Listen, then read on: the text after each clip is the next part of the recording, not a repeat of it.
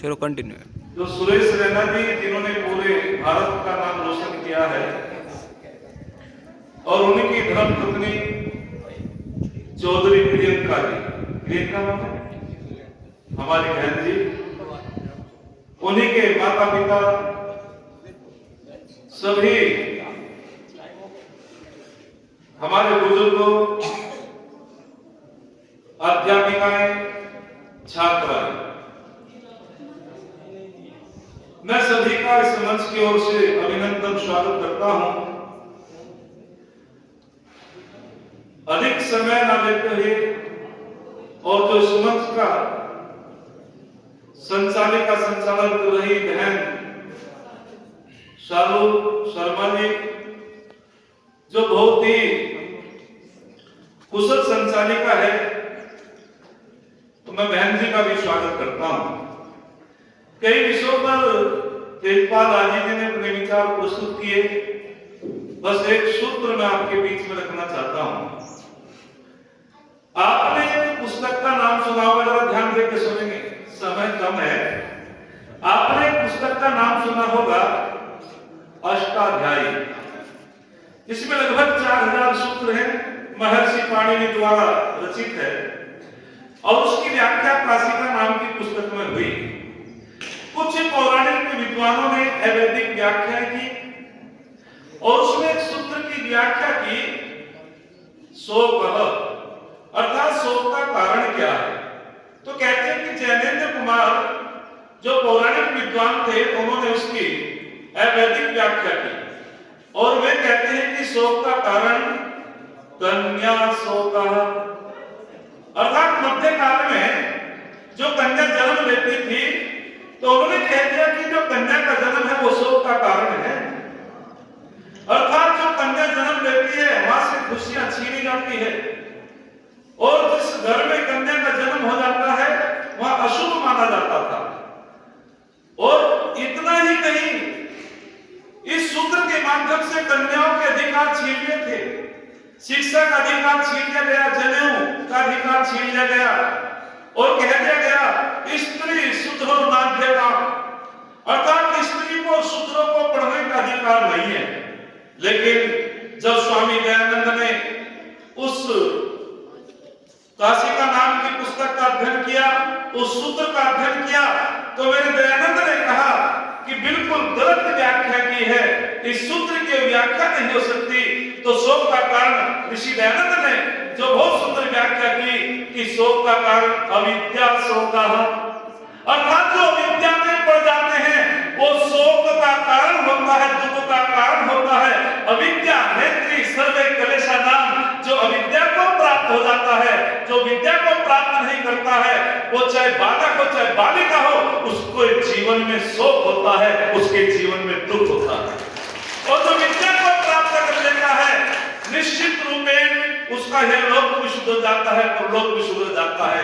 अधिक न बोलते हुए बहुत सुंदर एक श्लोक मेरे याद आया, काम धेनु गुणा विद्या है काले फलदायिनी, प्रवासे मातृ सदृशी विद्या धन बुद्ध धन स्मृतम। आचार्य चाणक्य से पूछा गया, काम धेनु नाम की गाय सुनी, आपने भी सुनी, हमने भी सुनी, लेकिन देखी हमने भी नहीं। क्यों जी, देखी किसी ने? देखी किसी ने नहीं भाई, कि काम धेनु नाम की गाय होती है, सबकी कामनाओं को पूर्ण कराने वाली होती है, ये क्या है? आचार्य चाणक्य ने कहा ऐसी गाय कोई नहीं हो सकती। बोले वो क्या है?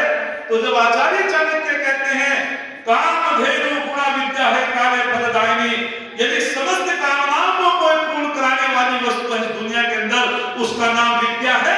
जो विद्या को प्राप्त कर लेता है उसकी समस्त कामनाएं पूर्ण हो जाती है। जो विद्या को प्राप्त कर लेता है निश्चित रूप में उसका यह लोक भी सुधर जाता है, परलोक भी सुधर जाता है। और विद्या कैसा धन है? विद्या गुप्त धन है। जैसे माँ अपने बच्चे की रक्षा करती है, ऐसे विदेश में विद्या रक्षा करती है।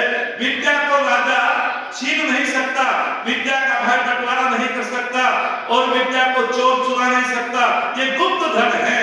तो हम सभी को वास्तविक कन्याओं की बड़ी वकालत की ऋषि दयानंद ने।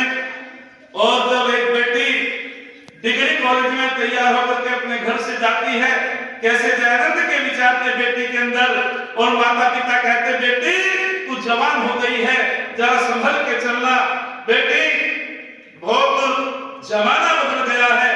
तो वो बेटी बड़ी समझदार थी।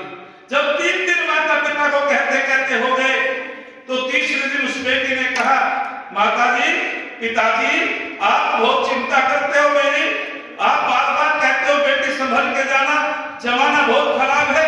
लेकिन बेटी ने कहा कि जब मैं घर से चलती हूँ, एक आंख में मेरे बाप का चित्र होता है, एक आंख में मेरी माँ का चित्र होता है, और मेरे मस्तिष्क में स्वामी दयानंद के संस्कार होते हैं। चरित्र को कोई पतित नहीं कर सकता, मुझे कोई गिरा नहीं सकता।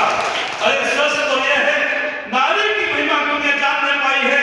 ये मंदिर में मीरा है, रण क्षेत्र में दुर्गा बाई है, विद्या के क्षेत्र में गार्गी देवी है, जिसकी कथा निराली है। इस नारी के कारण ही तो ये धरती गौरवशाली है, इस नारी के कारण ही तो ये धरती गौरवशाली है। कहना शुरू कर दिया था लोगों ने, पैर की जूती। मेरे दयानंद ने कहा था, बस एक उदाहरण देकर के अपनी वाणी को विराम देता हूँ। एक नारी विद्वान के पास गई, आपका क्या चिंतन है? उस विद्वान ने कहा, अरे महात्मा ज्योतिबा फुले का धन्यवाद करना चाहिए। महात्मा ज्योतिबा फुले ने, जिनकी पत्नी का नाम सावित्री बाई था, प्रथम अध्यापिका, और पुणे की धरती पर शुरुआत कन्या पाठशाला की, तो वहां तथाकथित लोगों ने कह दिया था कि तुम्हें किसने अधिकार दिया कन्याओं को पढ़ाने का? अरे शूद्र कन्या तो नहीं पढ़ सकती, वेद नहीं शिक्षित हो सकती। तो सबसे पहले महात्मा ज्योतिबा फुले ने मेरे ऋषि दयानंद को आमंत्रित किया, और ऋषि दयानंद ने जाकर के कह दिया था उन बेटियों को, बेटी तुम गार्गी बनो, सुधा बनो, बेटी तुम भारती देवी बनो, और गायत्री मंत्र का उनको जो है पाठ कराया, और बहुत उत्साहवर्धन किया था। इसीलिए हम सबका बड़ा धन्यवाद करना चाहिए, ऋषि दयानंद का धन्यवाद करना चाहिए, विशेषकर नारी जाति को, कन्याओं को। नारी गई एक विद्वान के पास, तुम्हारा क्या चिंतन है नारी के विषय में? पूछनी पैर की जूती है। दूसरे विद्वान के पास गई, तुम्हारा क्या चिंतन है? बोले नारी के अंदर तो आत्मा ही नहीं होती। तीसरे विद्वान के पास गई, तुम्हारा क्या चिंतन है?